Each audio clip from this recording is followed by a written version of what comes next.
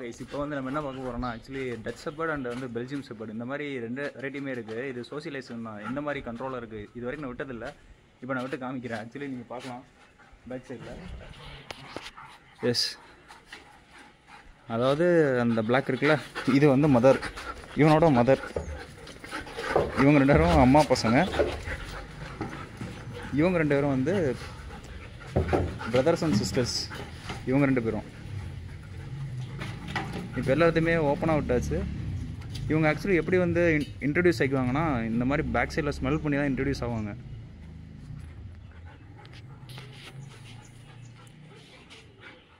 Smell பண்ணி இப்போ நம்ம ஒரு இடத்துல மீட் பண்ணுறோன்னா நம்ம என்ன பண்ணுவோம்னா ஹேண்ட் ஷேக் பண்ணுவோம், தென் உங்கள் பேர் என்ன அந்த மாதிரி கேட்போம். பட் இவங்களோட நேச்சர் என்னென்னா, அவங்க ஸ்மெல்லை வச்சு தான் வந்து தெரிஞ்சுப்பாங்க. ஆக்சுவலி இதெல்லாம் வந்து குட்டியில் ஒன்றா இருந்தவங்க, அதுக்கப்புறம் தனித்தனியாக செப்பரேட் கேஜில் போட்டாச்சு. இப்போ வந்து எல்லாருமே வந்து தனித்தனியாக தான் இருக்காங்க. பட் அவங்க ஸ்மெல்லை வச்சு தான் இந்த மாதிரி தான் இன்ட்ரடியூஸ் ஆகிப்பாங்க. அவன் ஆக்சுவலி அந்த பிளாக் இருக்கான்ல, அவன் வந்து பெல்ஜியம் ஷெப்பர்ட். இவன் வந்து இன்ட்ரடியூஸ் ஆகிட்டு இருக்காங்க. இப்போ ஆக்சுவலி அவங்க இன்ட்ரடியூஸ் ஆகி தனியாக நின்றுருக்காங்க. இப்போ எந்த ஃபைட்டுமே இல்லை, அவங்க பாட்டுக்கு ஸ்டாண்டர்டாக நின்றுருக்காங்க. ஈரா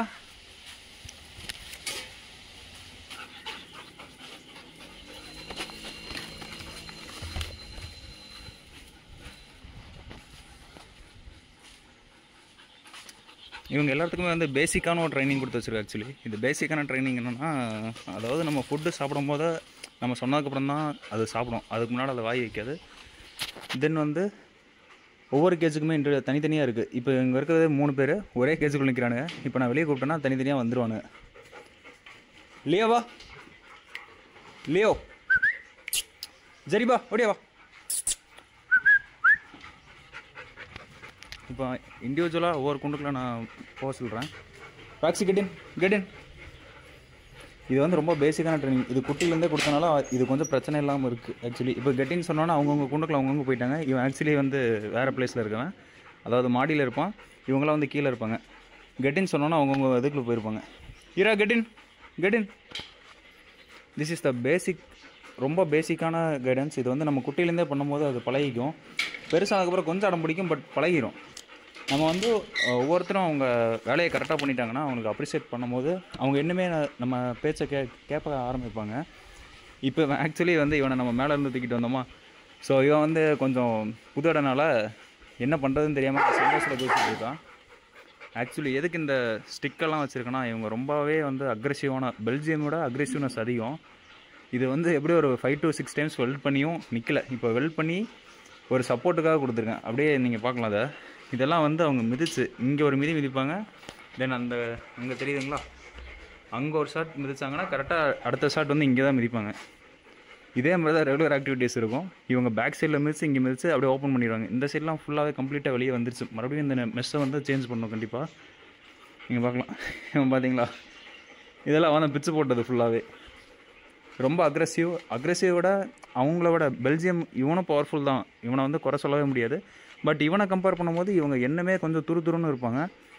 அவங்க என்ன சொல்கிறது, அதாவது இந்த சைடில் அடிக்கிறாங்கன்னா இது ஆக்சுவலி ஒரு 6 feet height, 6 to 7 feet height இருக்கும். நீங்கள் பார்க்கலாம். இவங்க ஆக்சுவலி நார்மலாகவே இந்த அளவுக்கு குதிப்பாங்க. நிறையா தான். இவனும் 2 பேர் மாடியில் இருக்காங்க தனியாக. இப்போ ஆக்சுவலி நம்ம அவனை விட்டு பார்த்தோமாங்க, இவங்களுக்கும் சேம் அதே ஒபீடியன்ட் ட்ரைனிங்லாம் இருக்குது. Just a minute.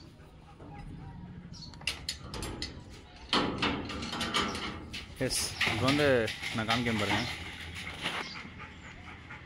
Leo get in, Leo enough boy, get in, stay, sit down, Leo, good boy. இதெல்லாம் வந்து ரொம்ப பேசிக்கான ட்ரைனிங்ஸ். இப்போ ஆக்சுவலாக அவன் எந்திரிச்சா வருவான். அவன் கொஞ்சம் விளாட்டு பையன். Lars get in, sit, enough, sit. Lars, come on boy, enough, sit, good boy. இவங்க எல்லாருமே வந்து அதாவது குட்டிலே இந்த ட்ரைனிங் கொடுத்து வச்சது ரொம்ப பேசிக்கான ட்ரைனிங். இதெல்லாம் வந்து இல்லாமல் இவங்களை கொஞ்சம் கண்ட்ரோல் பண்ணுறது கஷ்டம் தான். இது குட்டிலே வந்து இந்த மாதிரி கண்ட்ரோல் பண்ணி வச்சனால இப்போ கொஞ்சம் ஈஸியாக இருக்குது. ஏஜ் ஆக ஆக நம்ம பேச்செல்லாம் கொஞ்சம் கேட்குறது கொஞ்சம் ஒரு மாதிரி தான் இருக்கும். பட் வந்து இப்போ அந்த பிரச்சனை இருக்காது. ரீசன் என்னென்னா இவனெல்லாம் வந்து ஆல்ரெடி ட்ரெயின்டு தான். ஆக்சுவலி இவன் வந்து ஷோக்கெலாம் ரெண்டு மூணு ஷோ அட்டன் பண்ணியிருக்கான். கான்ஃபிடென்ட்டாகவே ஒவ்வொரு இடத்துல போய் நிற்பான் அவன். அவனுக்கு வந்து எதுவும் சொல்லித்தரணும்னு அவசியம் இல்லை. Lars get in, sit boy. Lars enough, sit down, sit sit boy. Lars sit good boy. Actually இப்போ ஒரு ஃபைட் வரும் பாருங்க, அவனுக்கு 2 இடத்துக்கும் வெளியே போனோன்னா அண்ணன் தம்பியாக தான் இருப்பானுங்க. உள்ளே போயிட்டா என்ன சண்டை நடக்குன்னு பார்த்துக்கலாம்.